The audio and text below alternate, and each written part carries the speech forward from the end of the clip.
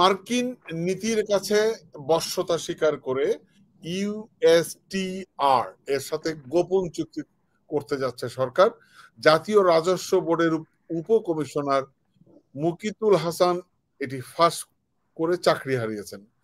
ক্ষমতায় টিকে থাকতে মার্কিনীদের সাথে কেন গোপন চুক্তি করতে হবে? সাকিব। অসংখ্য ধন্যবাদ টিটো ভাই। আমি মনে করি এটা অত্যন্ত গুরুত্বপূর্ণ একটা ইস্যু, যেটা নিয়ে আসলে আমাদের সকলেরই কথা বলা উচিত। কারণ এই যে ইউএসটিআর, এটার যে গোপন যে চুক্তিটা, এটা যে একটা মানে সেইডি একটা ডিল হতে যাচ্ছে, তার সবচেয়ে বড় প্রমাণ হচ্ছে যেটা যখন জুলকারনাইন সায়ের সামির মাধ্যমে ফাঁস করা হলো। তো যিনি জুলকারনাইন সায়ের সামিকে এই তথ্যটা দিয়েছেন তিনি হচ্ছেন জাতীয় রাজস্ব বোর্ডের উপকমিশনার মুকিতুল হাসান। তো তিনি দেশ ও জাতির স্বার্থে এটা তিনি ফাঁস করেছেন, এবং এটা ফাঁস করার অপরাধে তাকে অফিসিয়াল সিক্রেসি আইন অনুযায়ী তাকে চাকরি থেকে সরিয়ে দেওয়া হয়েছে। তো এখন কথা হচ্ছে যে এই যে মার্কিন যুক্তরাষ্ট্রের যে একটা রেসিপ্রোকাল যে একটা ট্যারিফ, এর উপরেই কিন্তু এই জুলকারনাইন সায়ের সামি একটা প্রতিবেদন করেছিলেন। সরকারের পক্ষ থেকে চাপ দিয়ে সেই প্রতিবেদনটি কিন্তু সরিয়ে ফেলতে বাধ্য করা হয়েছে বাংলা আউটলুক নামক একটা পোর্টালকে। তো এখন আপনি যখন দেখবেন যে সরকার এই ধরনের কার্যক্রম করে বা একটা রিপোর্ট তারা একটা অনলাইন পোর্টালকে চাপ দিয়ে সরিয়ে ফেলে, তখনই আপনি বুঝবেন যে এর মধ্যে নিশ্চয়ই কোনো একটা ধান্দা রয়েছে, বা এর মধ্যে এমন কিছু রয়েছে যেটা সরকার চাচ্ছে না যে জনগণের সামনে প্রকাশ পাক। তো এখন এই সরকার যখন এই ধরনের কর্মকাণ্ড করে, তখন কিন্তু আপনি প্রশ্ন মনের মধ্যে জাগে যে তার মানে সরকার কি এমন কিছু করতে যাচ্ছে যেটা এই জনগণকে মানে একটা অন্ধকারে ফেলে দিবে, বা এমন কিছু রয়েছে যেমন এই যে আপনি যে দেখাচ্ছেন যে নন ডিসক্লোজার এই চুক্তিতে কি এমন আছে। এই প্রশ্ন কিন্তু আমাদের মনের মধ্যে আসে যে তার মানে এটা সরিয়ে ফেলা হলো, নিশ্চয়ের মধ্যে এমন কিছু রয়েছে যেটা সরকার চায় না যে জনগণ জানুক। তো এখন এই যে মানুষের মনে যেটা প্রশ্ন দেখা দিয়েছে, এটাকে আরো উস্কে দিয়েছেন কিন্তু একটা সংবাদ সম্মেলনে বাণিজ্য উপদেষ্টা বশির উদ্দিন বলেছেন যে যুক্তরাষ্ট্রের সঙ্গে বাংলাদেশের এই বিষয়ে একটা নন ডিসক্লোজার এগ্রিমেন্ট বা একটা গোপনীয়তার চুক্তি হয়েছে। ফলে যুক্তরাষ্ট্র কি চেয়েছে বা কি আলোচনা হয়েছে সেটার বিস্তারিত প্রকাশ করা সম্ভব না।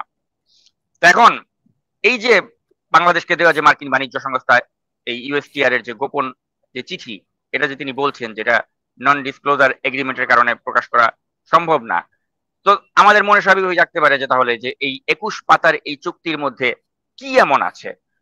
তো জুলকারনাইন সামির মাধ্যমে আমরা যেটা জানতে পেরেছি যে এটি আসলে এই 21 পাতার চুক্তিটা মোটা দাগে 6টি ভাগে বিভক্ত, এবং এই 6 ধরনের যে ভাগ, এই ভাগের মধ্যে আবার আপনার শতাধিক শর্ত জুড়ে দেওয়া হয়েছে। এখানে আপনার শর্ত রয়েছে কর সংক্রান্ত, অশুল্ক বাধা সংক্রান্ত, ডিজিটাল বাণিজ্য সংক্রান্ত, প্রযুক্তি সংক্রান্ত, রুলস অফ অরিজিন সংক্রান্ত, অর্থনীতি এবং জাতীয় নিরাপত্তা সংক্রান্ত এবং বাণিজ্যিক সংক্রান্ত নানা শর্ত এখানে জুড়ে দেওয়া হয়েছে। এবং আমি পুরোটা পড়েছি। তো এই যে শতাধিক শর্ত যে জুড়ে দেওয়া হয়েছে, এই শতাধিক শর্ত যদি আমরা মেনে নেই, আমি আপনাকে একদম গ্যারান্টি দিয়ে বলে দিলাম যে এটা হচ্ছে আপনি মার্কিন দাসত্বের শৃঙ্খলে নিজেকে আবদ্ধ করে ফেললেন।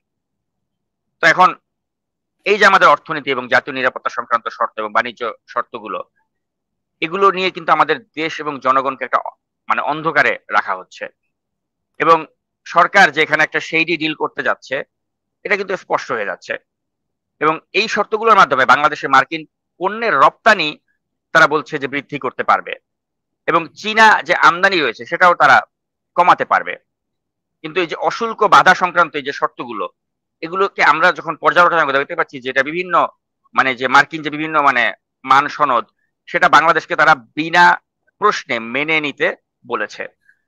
আর যেসব ক্ষেত্রে বাংলাদেশ এখনো আইন প্রণয়ন কিংবা স্ট্যান্ডার্ড স্থাপন করতে পারেনি, সেসব ক্ষেত্রে মার্কিন স্ট্যান্ডার্ড প্রতিস্থাপন করতে বলা হয়েছে, যাতে মানে মার্কিন পণ্যগুলো অবাধে বাংলাদেশে প্রবেশ করতে পারে। তো এটা যদি আপনি মার্কিন যুক্তরাষ্ট্রের কাছে দেশকে বিক্রি করে দেওয়া না হয়, তার কিসের মাধ্যমে বিক্রি হতে পারে আপনি বলেন? তো আমি এখন মোটা দাগে যে বাণিজ্য শর্তগুলো রয়েছে সেটা একটু দর্শকদেরকে একটু পড়ে শোনাতে চাই। তো এখানে এই শর্তের মধ্যে বলা হয়েছে যে মার্কিন যে সামরিক যে ইকুইপমেন্ট রয়েছে সেটার আমদানি বাংলাদেশকে বাড়াতে হবে, এবং চীনের যে সামরিক পণ্য আমদানি সেটা বাংলাদেশে কমাতে হবে। বলা হয়েছে যে রাষ্ট্রীয় আকাশ পরিবহন সংস্থা বিমানের মাধ্যমে মার্কিন বেসামরিক উড়োজাহাজ এবং যন্ত্রাংশ আমদানি বাড়াতে হবে। মার্কিন জ্বালানি আমদানি বৃদ্ধি নিশ্চিত করতে হবে বাংলাদেশকে, এবং তরল প্রাকৃতিক গ্যাস এলএনজি আমদানিতে দীর্ঘমেয়াদী চুক্তি করতে হবে। সামাজিক নিরাপত্তা খাতের জন্য মার্কিন গম আমদানি বাড়াতে হবে। সামরিক বাহিনী ও সরকারি সংস্থার জন্য মার্কিন সয়াবিন তেল আমদানি বাড়াতে হবে এবং সয়াবিন সংরক্ষণের জন্য মার্কিন কোম্পানির অংশীদারিত্বে অবকাঠামো নির্মাণ করতে হবে। মার্কিন যুক্তরাষ্ট্রের সঙ্গে এই চুক্তি স্বাক্ষর করে বিশ্ব বাণিজ্য সংস্থাকে জানাতে হবে। পাশাপাশি আপনার অর্থনীতি এবং জাতীয় নিরাপত্তা সংক্রান্ত মোট 6টি শর্ত জুড়ে দেওয়া হয়েছে। সেগুলো হচ্ছে জাহাজ নির্মাণ শিল্প এবং শিপিং খাতের বিকাশে যুক্তরাষ্ট্রের সমমানের নিয়ন্ত্রণমূলক ব্যবস্থা নিতে হবে। বন্দর, জেটি ও জাহাজে চীনের তৈরি লজিস্টিক সিস্টেম লগিং ব্যবহার নিষিদ্ধ করতে হবে। এই ব্যবস্থাটি এরই মধ্যে নিরাপত্তা অজুহাতে নিষিদ্ধ করেছে মার্কিন যুক্তরাষ্ট্র।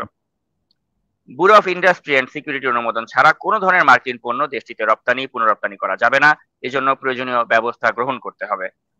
ইউএস উৎপাদিত ও নিয়ন্ত্রিত পণ্যের আমদানি সংক্রান্ত সকল কাস্টমস তথ্য দেশটিকে দিতে হবে, যাতে মার্কিন সংস্থাগুলো লেনদেন চিহ্নিত করতে পারে। বাংলাদেশকে রপ্তানি নিয়ন্ত্রণ ব্যবস্থা গড়ে তুলতে হবে, যেখানে আইন অমান্যকারীদের বিরুদ্ধে সিভিল ও ক্রিমিনাল ব্যবস্থা নেওয়ার সুযোগ থাকতে হবে এবং প্রযোজ্য ক্ষেত্রে আইন প্রয়োগে মার্কিন যুক্তরাষ্ট্রকে অংশীদার করতে হবে। বিভিন্ন দেশের জাতীয় নিরাপত্তার সঙ্গে জড়িত এমন ধরনের সফটওয়্যার তৈরিতে স্বচ্ছতা বাড়াতে হবে।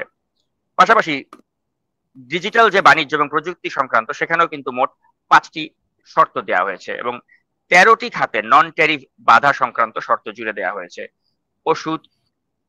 ঔষধ, কৃষি, পরিবেশ সহ 13টি খাতে নন ট্যারিফ ব্যারিয়ার বা অশুল্ক বাধা চিহ্নিত করে এবং কার্যকর ব্যবস্থা নিতে প্রায় অর্ধশত শর্ত জুড়ে দিয়েছে মার্কিন যুক্তরাষ্ট্র। মেডিকেল ডিভাইস যে ক্রয় করা, সেই বিষয়ে তারা একাধিক শর্ত জুড়ে দিয়েছে। ফার্মাসিউটিক্যাল সেক্টর, মোটর গাড়ি ক্রয়ের ক্ষেত্রে এবং কৃষি ক্ষেত্রে সহ আরো নানা বিষয়ে কিন্তু তারা অনেকগুলো অযাচিত শর্ত আরোপ করেছে বাংলাদেশের উপর। এবং আমদানি সনদ দেওয়ার জন্য বাংলাদেশের যেসব শর্ত পূরণ করতে হয় তা দ্রুত বিশ্ব বাণিজ্য সংস্থাকে জানাতেও বলা হয়েছে। মার্কিন খাবার এবং কৃষি পণ্য আমদানিতে অনুমতিপত্র চাইতে পারবে না বাংলাদেশ, এ শর্তও জুড়ে দেওয়া হয়েছে। এখন আপনি জানেন যে গত 8ই জুলাই কিন্তু প্রধান উপদেষ্টা ডক্টর মোহাম্মদ ইউনূসকে পাঠানো এক চিঠিতে মার্কিন প্রেসিডেন্ট ডোনাল্ড ট্রাম্প তিনি বাংলাদেশের পণ্য আমদানিতে 35% শুল্ক আরোপের কথা জানিয়েছেন। তো নতুন এই শুল্ক হারটি কিন্তু 1 আগস্ট থেকেই কার্যকর হওয়ার কথা। এখন এটি ঠেকাতে এই যেসব শর্তগুলোকে জুড়ে দেওয়া হয়েছে বাংলাদেশের উপর, সেটি যদি ইউনূস সরকার আলটিমেটলি মেনে নেয়, তাহলে সেটা বাংলাদেশের জন্য কতটা ভয়াবহ হতে পারে তার কিছুটা আজ কিন্তু আমি আপনাদেরকে দিলাম এবং ক্লজ গুলো যতটুকু পালাম আপনাদেরকে মোটা দাগে পড়ে শোনালাম। এখন এটা যদি আপনার দেশ বিক্রি না হয় মানে মার্কিন যুক্তরাষ্ট্রের কাছে, তাহলে আর কি দেশ বিক্রি হতে পারে সেটা আমার জানা নেই।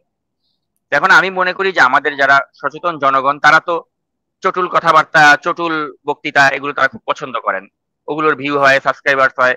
কিন্তু এই যে জনগুরুত্বপূর্ণ বিষয়গুলো বা এই যে নন ডিসক্লোজার যে এগ্রিমেন্ট গুলো, এর মাধ্যমে যে ইউনূস সরকার আমাদের দেশটাকে যে কতটা ভয়াবহ বিপর্যয়ের দিকে ফেলে যেতে যাচ্ছে, এগুলো নিয়ে আমাদেরকে আরো বেশি ঘাটাঘাটি করা উচিত, বোঝার চেষ্টা করা উচিত, উপলব্ধি করা উচিত যে এই একটা অনির্বাচিত সরকার কোন বিপদের দিকে আমাদেরকে ঠেলে দিচ্ছে। এবং আমরা যদি এগুলো নিয়ে সচেতন না হই, এগুলো নিয়ে যদি আমরা কথাবার্তা আলাপ আলোচনা না করি, আমরা যদি জাস্ট ওই প্যারিসের থেকে কেউ একজন ইউনূসের পক্ষে বয়ান দিয়ে যাচ্ছে আর ওই বয়ানটাকে আমরা যদি বিশ্বাস করে আমরা যদি মনে করি যে দেশ রাইট ট্র্যাকে আছে এবং ইউনূসের সরকার 5 বছর দরকার, এ ধরনের একটা মানে জিনিস যদি আমরা বিশ্বাস করি, এটা জাস্ট আমরা নিজের পায়ে নিজে কুড়াল মারতে যাচ্ছি।